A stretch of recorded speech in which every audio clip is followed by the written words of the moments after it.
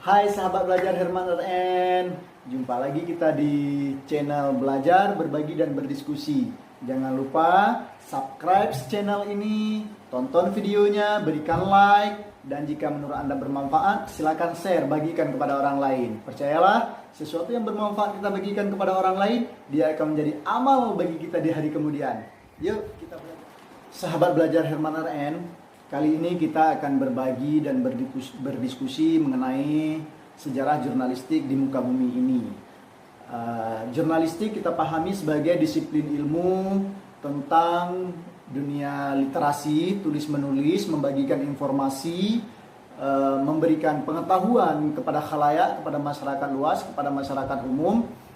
Tentu saja informasi yang diberikan itu bernilai manfaat, bernilai tentang kehidupan manusia, sehingga ada ciri-ciri khas memiliki human interest dan sebagainya. Nah, definisi jurnalistik bisa kita lihat dari berbagai referensi, baik di internet maupun di buku yang sudah ditulis dan dikemukakan banyak para ahli.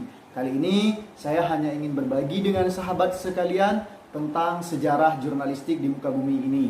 Oke, yang pertama, dalam dimensi penciptaan manusia di muka bumi ini, ternyata proses penciptaan manusia itu sudah mengandung nilai-nilai jurnalistik, nilai-nilai jurnalisme. Nah, sahabat tahu cerita bagaimana proses penciptaan Nabi Adam kan? Nabi Adam diciptakan dari tanah. Nah, setelah bentuk Nabi Adam ini terjadi, kemudian malaikat bertanya nih sebelum ditiupkan roh. Ya Tuhan, ya Allah, mengapa harus menciptakan manusia? Manusia itu kan nantinya akan membangkang, akan menjadi orang yang tidak menurut atas perintahmu. Lalu apa kata Allah? Aku lebih tahu daripada apa yang engkau ketahui. Lalu Allah mencoba para malaikat. Coba kau sebutkan nama-nama binatang ini, nama-nama hewan ini. Ternyata malaikat tidak mampu menjawab. Lalu dimintakanlah kepada Adam untuk menyebutkan nama-nama hewan tersebut. Mulai hewan yang terbang sampai hewan yang melata. Mulai hewan yang berjalan sampai hewan yang tidak berkaki sama sekali. Semua disebutkan. Nah, ketika Nabi Adam menyampaikan informasi nama-nama hewan ini sebenarnya Nabi Adam sedang mempraktekkan dunia jurnalistik. Bahwa ada informasi, ini namanya ular, ini namanya kuda, ini namanya ayam, ini namanya bebek, ini namanya pulan dan sebagainya. Ini adalah informasi yang kemudian malaikat sebelumnya yang tidak tahu menjadi tahu. Nah, itu prinsip yang pertama. Nah, yang kedua, dalam perspektif orang-orang Yunani dan Romawi kuno, itu proses jurnalistik ini sudah muncul sejak masa Julius Caesar pada tahun 100 sampai 400 sebelum Masehi. Nah, proses ini terjadi ketika Julius Caesar itu memiliki kebijakan bahwa segala informasi yang sudah dimusyawarahkan di istana itu berhak untuk dipublikasikan, berhak untuk disampaikan kepada rakyat, kepada khalayak. Lalu apa media yang digunakan oleh Julius Caesar? Julius Caesar meminta orang-orang istana menulis informasi tersebut dalam bentuk rangkuman informasi yang penting-penting pada Acta Diurna. Acta Diurna ini adalah papan pengumuman yang dikeluarkan oleh kerajaan pada masa Julius Caesar. Nah, ketika itu para pengawal istana membawa berkeliling. Nah, ketika pengawal ini berkeliling menyampaikan Acta Diurna tadi, dia sedang menyampaikan informasi dari istana. Di saat menyampaikan informasi, para awak istana tadi juga mencari informasi, mengupdate informasi kembali dari rakyat. Apa kebutuhan rakyat, siapa yang hari ini mengalami ini, update terus. Lalu begitu orang istana tadi sudah memperoleh informasi, kembali ke istana, mereka melaporkan kepada raja, kepada para penasehat, lalu dimusyawarahkan dan dibuat lagi dalam bentuk simpulan pada papan Acta Diurna. Besoknya, beberapa waktu kemudian diinformasikan kembali. Ini adalah praktik jurnalistik, ada yang mencari, kemudian ada yang menginformasikannya. Nah, sudah dua kita dapat ini sejarah jurnalistik di dunia. Nah, dalam perspektif Islam, dunia jurnalistik juga diakui sudah muncul pada sejak zaman Nabi Nuh alaihissalam. Nah, sahabat belajar, kan kita tahu nih cerita Nabi Nuh ini adalah proses banjir bandang yang terhebat, yang terbesar yang pernah terjadi di dunia ini. Bahkan banjir itu mengalahkan tsunami yang pernah melanda Aceh.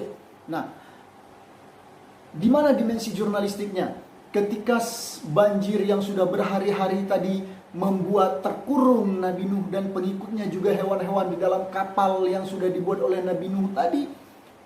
Lalu Nabi Nuh ingin memastikan apakah suasana sekarang ini sudah aman, sudah nyaman. Nabi Nuh meminta seekor burung dara untuk keluar dari kapal untuk melihat suasana di luar sana, apa yang sedang terjadi, dan melaporkan kembali kepada Nuh alaihissalam.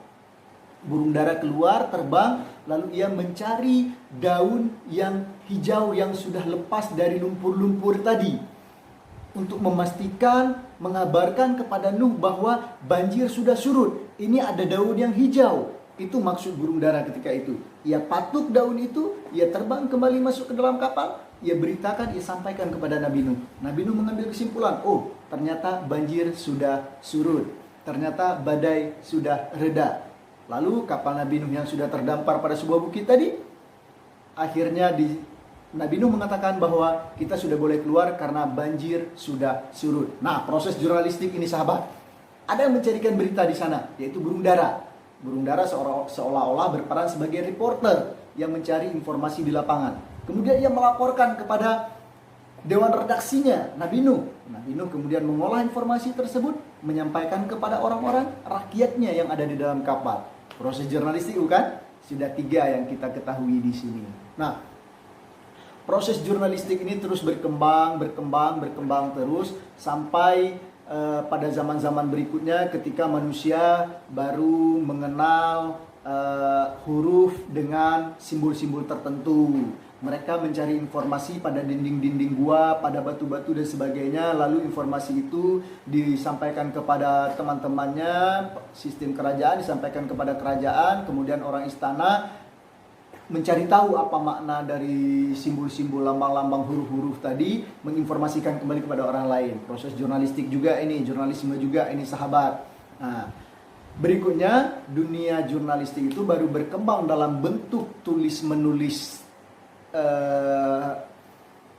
abjad itu setelah ditemukannya mesin cetak oleh Gutenberg. Barulah proses informasi ini disampaikan dengan tulis-menulis seperti yang kita kenal saat ini. Hanya saja dengan kekurangan pada saat itu, misalnya mesin cetaknya masih sangat minimalis seperti itu.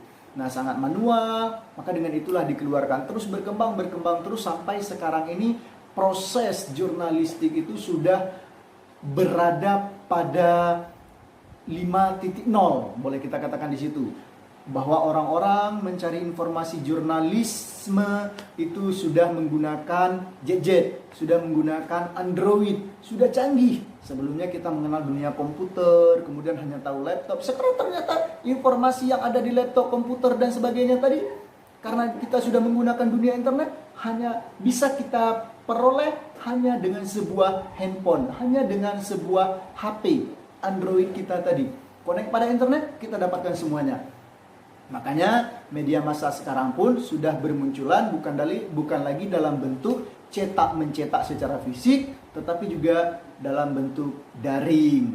Nah, ini kita baru bercerita sekilas tentang sejarah kemunculan jurnalistik di dunia ini. Tentunya nanti kita akan melihat ilmu berikutnya, ada jenis-jenis bentuknya, kemudian persoalan media, apa yang dilakukan oleh seorang wartawan dan sebagainya. Nah, dalam proses pembelajaran ini, untuk tahap-tahap awal sebagai dasar-dasar jurnalistik, saya kira cukup kita padai dulu di sini bahwa yang dimaksud dengan jurnalistik ini adalah ada informasi yang dicari, kemudian informasi tersebut disaring, setelah disaring diinformasikan kepada orang lain.